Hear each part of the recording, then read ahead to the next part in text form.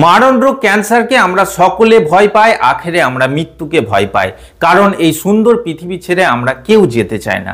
আজকে এই ভিডিওর মধ্যে আপনাদের এমন একটি সংখ্যা সম্পর্কে বলবো যেটি শুনে আপনারা তাজ্জব হয়ে যাবেন। আমাদের দেশে প্রতি বছর প্রায় ৭৫,০০০ মানুষ ক্যান্সারে আক্রান্ত হচ্ছেন এবং মারা যাচ্ছেন। গোটা বিশ্বের নিরিখে প্রায় ২০% মানুষ আমাদের দেশের মধ্যেই রয়েছেন এবং WHO সমীক্ষা অনুযায়ী আগামী ৫ থেকে ১০ বছরের মধ্যে এই সংখ্যাটা ২ থেকে ৩ গুণ পরিমাণে বেড়ে যাবে। এখন আমাদের মনে প্রশ্ন আসতে পারে যে আমাদের দেশেই ক্যান্সার রোগীর সংখ্যা এত দ্রুত গতিতে বাড়ছে কেন? এর মূল কারণ কি? এটা কি আমাদের লাইফস্টাইলের সঙ্গে জড়িত? দেখুন, ক্যান্সার যখন ধরা পড়ে অর্থাৎ ডায়াগনোসিস হয় তখন কিন্তু এটা 3rd to 4th স্টেজের মধ্যে চলে যায়। আমাদের শরীরে এই ক্যান্সার বা মারণ রোগটা অনেকটা ছড়িয়ে যায়। এখন সাধারণ মানুষের মনের মধ্যে একটি প্রশ্ন আসে যে ইনিশিয়াল স্টেজে কি কোনো সিমটমস বা সংকেত দেখা দেয় যেগুলোকে দেখে আমরা আর্লি স্টেজে এই মারণ রোগকে চিকিৎসার আওতায় আনতে পারি, এই মারণ রোগ থেকে আমরা মুক্তি পেতে পারি? হ্যাঁ বন্ধুরা, আজকে এই ভিডিওর মধ্যে আপনাদের 5টি গুরুত্বপূর্ণ সংকেত বা সিমটমসের ব্যাপারে বলবো যেগুলো এই মারণ রোগ ক্যান্সারের প্রায় 1 বছর আগে থেকে আমাদের শরীরে প্রকাশ পায়। তবে এখানে আপনাদের আমি একটি বিশেষ ডিসক্লেমার দিয়ে রাখতে চাই, এই যে আজকে সংকেত বা সিমটমসগুলোর ব্যাপারে বলবো এইগুলো কিন্তু আমাদের শরীরে অন্যান্য আরো কিছু রোগ আছে সেইগুলোতেও দেখা যায় বা প্রকাশ পায়। তবে একটি রুলস আছে, 3 উইক রুলস অর্থাৎ 3 সপ্তাহের নিয়ম। এরপরেও যদি এই সংকেতগুলো আপনার শরীরে দেখা যায় অবশ্যই একজন রেজিস্টার্ড প্র্যাকটিশনারের কাছে বা একজন ডাক্তারের কাছে আপনি গিয়ে নিজের স্ক্রিনিংটাকে টেস্ট করে দেখে নেবেন যে সত্যি আপনার শরীরে ক্যান্সার বাসা বাঁধছে কিনা। মায়ের গর্ভে যখন একটা জীবন শুরু হয় তখন কিন্তু ছোট্ট আকারে একটি ক্ষুদ্র আকারে একটি জাইগোট তৈরি হয়, তারপর সেটা ফিটাসের আকার নেয়। এখানে কিন্তু সেল বা কোষের বিভাজন আস্তে আস্তে হতে শুরু করে। একটি কোষ থেকে দুটি থেকে চারটি, চারটি থেকে 6টি, এইভাবে কিন্তু ধীরে ধীরে ভ্রূণটা বাড়তে থাকে। 2 মাস, 4 মাস, 6 মাস, 8 মাস, এইভাবে যখন বাচ্চা প্রসব হয় তখন সে প্রায় 3 কিলো ওজনের অধিকারী হয়। এই যে স্টেজটা আছে এর মধ্যে কিন্তু 1টা থেকে 2টো এইভাবে আস্তে আস্তে কোষগুলো বাড়তে থাকে, যেটা নিয়ন্ত্রণের মধ্যে বাড়ে এবং আমরা চাই যে এই সেল ডিভিশনটা হোক, অর্থাৎ এটা আমাদের কাঙ্ক্ষিত। আরেকটি ব্যাপার হচ্ছে বাচ্চা জন্ম হওয়ার পর 1 বছর পর্যন্ত অর্থাৎ 12 মাস পর্যন্ত যখন সে বসতে শেখে বা চলতে শেখে তখন পর্যন্ত তার ওজন 4 থেকে 5 কিলো হয়ে যায়। এই যে মায়ের গর্ভে একটি ছোট্ট ভ্রূণের জন্ম হচ্ছে তা থেকে বাচ্চা বসা বা চলাফেরা পর্যন্ত এই যে সেলের বিভাজন বা কোষগুলো ধীরে ধীরে বাড়ছে, তার হাত পায়ের গঠন হচ্ছে, ব্রেনের বিকাশ হচ্ছে, নানা রকম অঙ্গ বিন্যাস হচ্ছে, এটা কিন্তু কাঙ্ক্ষিত এবং এর একটা নির্দিষ্ট রিদম বা ছন্দ আছে, এটা স্বাভাবিক। এখন আপনাদের আমি দুটো স্ক্রিনিং দেখাচ্ছি। একটি হচ্ছে নর্মাল সেল, যেটা স্ক্রিনের মধ্যে আপনারা দেখতে পাচ্ছেন, আর একটি হচ্ছে ক্যান্সার সেল, এটাও আপনারা এই স্ক্রিনের মধ্যে দেখতে পাচ্ছেন। নর্মাল সেলের যে বৈশিষ্ট্য সেটা হচ্ছে একটা নির্দিষ্ট ছন্দের মধ্যে সে বাড়বে, 1টি থেকে 2টি, 2টি থেকে 4টি, 4টি থেকে 6টি। এই যে সেলগুলো আছে এগুলো স্বাভাবিক, এদের মধ্যে কোনো রকম কিন্তু আলাদা বৈশিষ্ট্য লক্ষ্য করা যায় না। এরা কিন্তু অপর কোনো সেলকে ক্ষতি করে না বা হার্ম করে না, এরা নির্দিষ্ট ছন্দে বাড়তে থাকে অর্থাৎ নিয়ন্ত্রণের মধ্যে বাড়ে, যেটা স্বাভাবিক। কিন্তু যদি আমরা ক্যান্সার সেলের স্ক্রিনিংটা দেখি, এর মধ্যে যে কোষগুলো আছে সেগুলো কিন্তু খুব দ্রুত বাড়তে থাকে। একটি স্বাভাবিক এবং সুস্থ সেল যখন ঘোরাফেরা করে তার পাশে অন্য সেল এলে সে কিন্তু তার গ্রোথটাকে কমিয়ে দেয় যাতে সেই অপর সেলটার কোনো ক্ষতি বা হার্ম না হয়। কিন্তু ক্যান্সার সেলের ক্ষেত্রে দেখা যায় সে যখন দ্রুত গতিতে বংশ বিস্তার করে 2টি থেকে 4টি, 4টি থেকে 6টি, 8টি, 10টি, 12টি, 16টি, এইভাবে এদের মধ্যে কিন্তু কোনো রকম রিদম বা ছন্দ থাকে না, এরা নিয়ন্ত্রণের মধ্যে থাকে না। এদের পাশে যখন অন্য সেল আসে এরা কিন্তু জোরপূর্বক সেই সেলদের ইনফেক্ট করে দেয় এবং এইভাবে এরা তাদের দাবাও তাদের ক্ষমতা প্রদর্শন করে আমাদের শরীরের মধ্যে এক জায়গায় ভীষণভাবে বেড়ে যায়। আচ্ছা, এদের পুষ্টি বা নিউট্রিশন কোথা থেকে পায়? আমাদের শরীরে যে অক্সিজেন যায়, আমরা যে খাবার দাবার খাই, সেই নিউট্রিশন বা পুষ্টিগুলো কিন্তু এরা শুষে নিতে থাকে এবং এদের গ্রোথকে দ্রুত আকারে বাড়াতে থাকে এই অ্যাবনর্মাল সেলগুলো। এই যে স্ক্রিনের মধ্যে আপনারা দেখতে পাচ্ছেন এক জায়গায় অনেকগুলো অ্যাবনর্মাল সেল দ্রুত গতিতে বাড়ছে, একটি টিউমারের আকারে এইগুলো কিন্তু বিন্যাস করে। আপনারা শুনে থাকবেন যে সার্জেন ডাক্তারবাবুও এই টিউমারকে কেটে বের করে দিয়েছে, তারপর সেটাকে বায়োপসি করে দেখা গেছে যে এটা ক্যান্সার। সুতরাং আপনারা এটা বুঝলেন যে একটি ক্যান্সার সেল কিন্তু নিয়ন্ত্রণের মধ্যে বাড়ে, আর একটি অ্যাবনর্মাল সেল বা একটি ক্যান্সার সেল কিন্তু অনিয়ন্ত্রিতভাবে দ্রুত গতিতে বাড়তে থাকে এক জায়গায় এবং আমাদের শরীরের পুষ্টিগুলো শুষে নেয়। সব থেকে গুরুত্বপূর্ণ বিষয় হলো আমাদের যে ইমিউন সিস্টেম আছে তার উপর ভীষণভাবে প্রভাব ফেলে। আমাদের ইমিউন সিস্টেম কনফিউজড হয়ে যায়, সে বুঝতেই পারে না যে এদের কিভাবে কন্ট্রোল করা যায়। অ্যাকচুয়ালি আমাদের ইমিউন সিস্টেম কিন্তু এদের উপর কোনো রকম প্রভাব করতে পারে না। এইভাবে আমাদের শরীরে ক্যান্সার সেলের গ্রোথটা বাড়তে থাকে। এখন আপনাদের মনে প্রশ্ন আসতে পারে যে এই ক্যান্সার সেলগুলো কিভাবে আমাদের শরীরে আসে। বর্তমান সময়ে যেসব সবজি, শাক, ফ্রুটস বা ফল আমরা খাই তার মধ্যে কিন্তু অধিকাংশ ক্ষেত্রেই বিভিন্ন রকম লোডেড কেমিক্যাল ইউজ করা হয়ে থাকে, যেগুলো আমাদের শরীরে চলে যায়। কোনো রকম মারাত্মক ইনফেকশান আমাদের শরীরে যদি হয়, বিভিন্ন রকম হেভি ইনফেকশান আছে, ultraviolet radiation, radio active chemical সেগুলো আছে, বিভিন্ন ফ্যাক্টরিতে কাজ করার সময় মানুষের শরীরের সঙ্গে এগুলো এক্সপোজারে চলে আসে।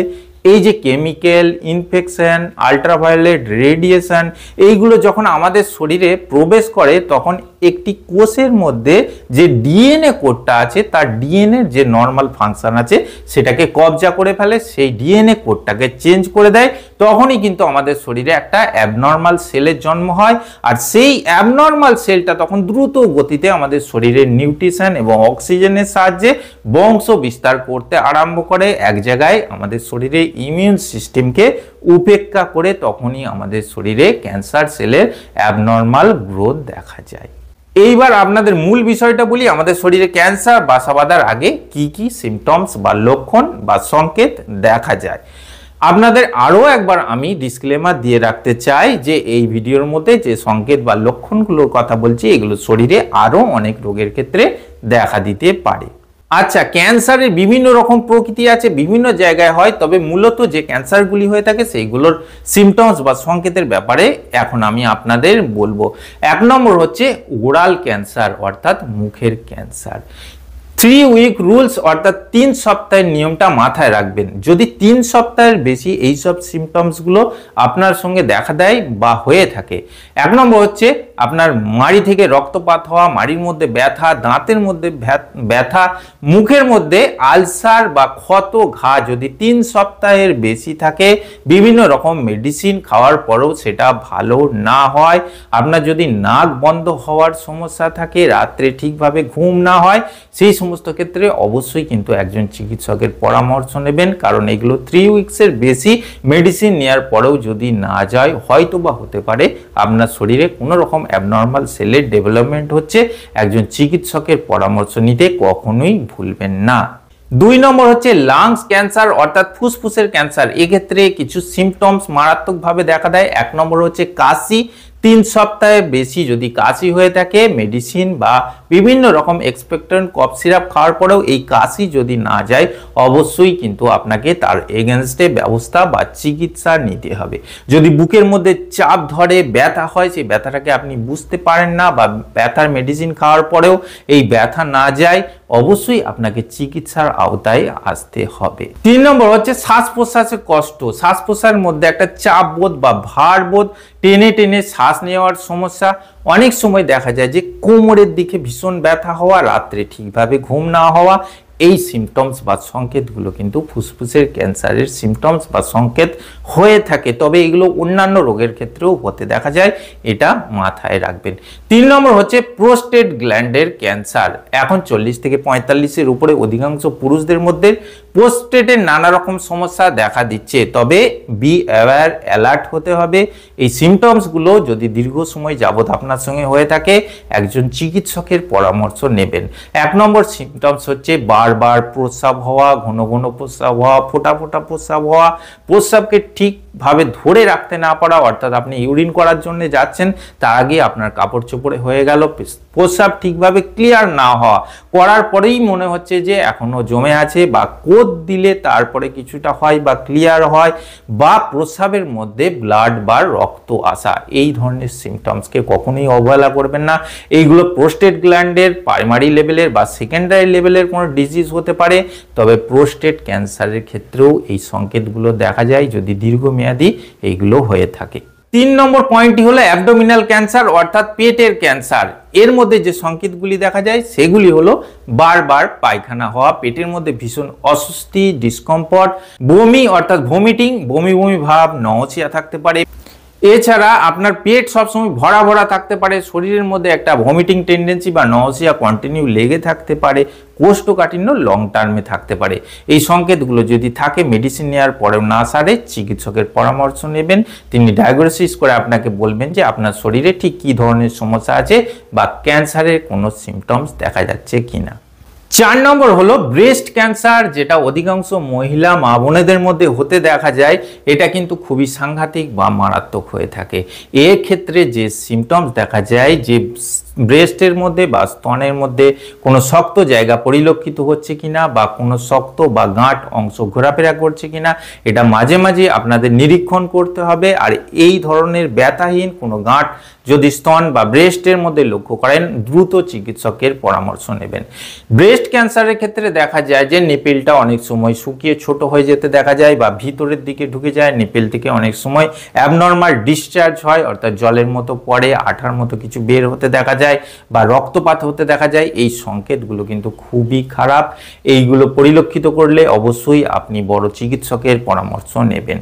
5 নম্বরে আপনাদের বলবো ব্রেন ক্যান্সারের কথা। বর্তমান সময়ে এটি ব্যাপকভাবে ছড়াচ্ছে, ছোট থেকে বড় ছোট বাচ্চাদের মধ্যে এই ব্রেন ক্যান্সারের ঝুঁকি খুব বেশি পরিমাণে বাড়ছে। ব্রেন ক্যান্সারের ক্ষেত্রে যে সিমটমস আছে সেগুলি হলো কন্টিনিউয়াস, অর্থাৎ দীর্ঘ সময় যাবৎ মাথার যন্ত্রণা। বিভিন্ন রকম মেডিসিন ট্যাবলেট খাওয়ার পরেও এই মাথার যন্ত্রণা কোনো মতেই সারছে না। বিভিন্ন চিকিৎসকের কাছে যাচ্ছেন, চিকিৎসা নিচ্ছেন, তৎসত্ত্বেও কিন্তু মাথার যন্ত্রণা সারছে না। মাথা ঘুরে যাওয়া, মাথা সবসময় ঘোরা ঘোরা বোধ, বা এমনও হতে পারে যে আপনার অকারণেই বারবার বমি হচ্ছে, বমি বমি ভাব হচ্ছে। এই সংকেতগুলো কিন্তু খুবই খারাপ, আপনাকে সাবধান হতে হবে, অ্যালার্ট হতে হবে। ব্রেন ক্যান্সারের ক্ষেত্রে দুটি মারাত্মক সংকেত হলো দীর্ঘ সময় যাবৎ বা এই 3 উইকসের পরেও মাথার মধ্যে ভীষণ যন্ত্রণা, যেটা কোনো মেডিসিনে কন্ট্রোল না হওয়া, বিনা কারণে বমি হওয়া। এই দুটো সংকেতকে কখনোই কিন্তু অবহেলা করবেন না।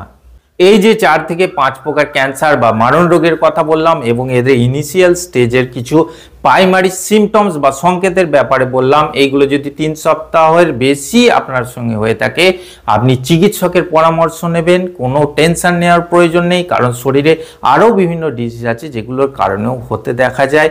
আপনি কখনই কিন্তু ভেবে নেবেন না যে এই সংকেতটা আছে মানে আমার শরীরে হয়তো ক্যান্সার বাসা বেঁধেছে। চিকিৎসকের পরামর্শ নেওয়া কিন্তু খুবই প্রয়োজনীয়। এইবার আপনাদের বলবো কিছু প্রিভেনশন, এইগুলো থেকে আপনারা বাঁচবেন কি করে, এই মারণ রোগের ঝুঁকি থেকে আপনারা কিভাবে নিজেদের দূরে রাখবেন। 1 নম্বর পয়েন্ট হলো স্মোকিং অ্যাভয়েড করুন, স্টপ করুন। টোবাকো যেসব প্রোডাক্ট আছে সেইগুলো খাওয়া বন্ধ করুন। এইগুলো থেকে কিন্তু আমাদের শরীরে ক্যান্সার সেল ডেভেলপ হতে দেখা যায়, এমনই রিসার্চ বা সমীক্ষা বলছে। WHO গবেষণা অনুযায়ী স্মোকিং এবং টোবাকো প্রোডাক্টে অধিকাংশ মানুষের বেশিরভাগ ক্ষেত্রেই কিন্তু ক্যান্সার সেল ডেভেলপ হতে দেখা যায়। 2 নম্বর পয়েন্ট হলো একটি হেলদি লাইফ বা হেলদি ভালো খাবার দাবার খাওয়ার চেষ্টা করুন, যেগুলো পুষ্টিকর খাবার দাবার অর্থাৎ হেলদি ডায়েট নেওয়ার চেষ্টা করুন। বাইরের যে প্যাকেজড এবং প্রসেসড ফুড আছে, যেমন আপনাদের বলি যে একটি টমেটো সস, আপনারা মার্কেট থেকে টমেটো সস নিয়ে এসে খান, এর মধ্যে যেসব প্রিজারভেটিভ, আর্টিফিশিয়াল কালার এবং বিভিন্ন রকম কেমিক্যালস ইউজ করা হয়ে থাকে। আপনি একটি কথা ভাববেন যে আপনার বাড়িতে আপনি যদি টাটকা টমেটো সস তৈরি করেন, সেটা কিন্তু সন্ধ্যা যাবত খারাপ হয়ে যায়। তাহলে একটি প্যাকেটের মধ্যে একটি টমেটো সস 6 থেকে 8 মাস কিভাবে তাজা থাকে, তার মধ্যে এমনই কিছু কেমিক্যাল ইউজ করা থাকে যেগুলো এই টমেটো সসটাকে তাজা রাখতে বাধ্য থাকে। আর এই কেমিক্যালের প্রভাব থেকে আপনাকে বাঁচতে হবে। তাই প্যাকেজড এবং প্রসেসড যে ফুড আছে সেইগুলো খাওয়া বন্ধ করুন। আপনি বাড়ির খাবার দাবার খান, ফ্রেশ ডায়েটের মধ্যে থাকুন। 3 নম্বর হচ্ছে মেনটেন ইউর ওয়েট। আপনার ওজনটাকে খুব সুন্দরভাবে মেনটেন করুন, কারণ ওবেসিটি বা মেদবহুলতা আমাদের শরীরে নানা রকম রোগ ডেকে আনে এবং সেই সব রোগের থেকেও আমাদের শরীরে কিন্তু এই কর্কট রোগ হতে দেখা যায়। প্রোটেক্ট ইউর স্কিন, আপনার চামড়া বা ত্বককে সবসময় কিন্তু প্রোটেক্ট রাখুন। বর্তমান সময়ে অধিকাংশ মেয়ে বা মহিলারা বিভিন্ন রকম কসমেটিক্স প্রোডাক্ট ইউজ করেন, এতে কিন্তু ব্রেস্ট ক্যান্সারের সম্ভাবনা বেড়ে যায় এমন সমীক্ষা বলছে। কারণ এই যে কসমেটিক্স প্রোডাক্টগুলো আছে এর মধ্যে কার্সিনোজেনিক বিভিন্ন রকম সাবস্ট্যান্স থাকে, যেগুলো আমাদের স্কিনের ক্যান্সার এমনকি ব্রেস্ট ক্যান্সারের সম্ভাবনাকে বাড়িয়ে দেয়। 4 নম্বর পয়েন্ট হলো গেট ভ্যাকসিনেটেড, অর্থাৎ নির্দিষ্ট সময়ে আমাদের ইমিউনো সাপ্রেসিং যেসব ভ্যাকসিন আছে সেগুলো নেওয়ার চেষ্টা করুন, যাতে আপনার শরীরে ইমিউনিটি পাওয়ার সবসময় স্ট্রং বা বজায় থাকে, বরাবর বজায় থাকে। এতে আপনি ভালো থাকবেন, শরীরে রোগ প্রতিরোধক ক্ষমতা বাড়বে।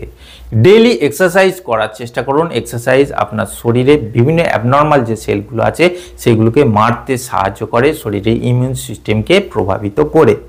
5 নম্বর যে পয়েন্টটি আছে সেটি হচ্ছে অ্যালকোহল বন্ধ করুন বা অ্যালকোহল পানকে লিমিটেড করুন, কারণ অ্যালকোহল আমাদের শরীরে বিভিন্ন রকম রোগ ভোগ তৈরি করে, এমনকি এই কর্কট রোগের সম্ভাবনাকে খুব দ্রুত বাড়িয়ে দেয়।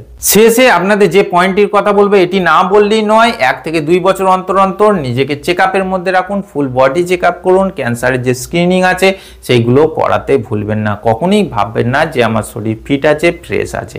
শরীরকে চেক আপ অবশ্যই করাবেন যে আপনার শরীরে কোনো রোগ বাসা বাঁধছে কিনা।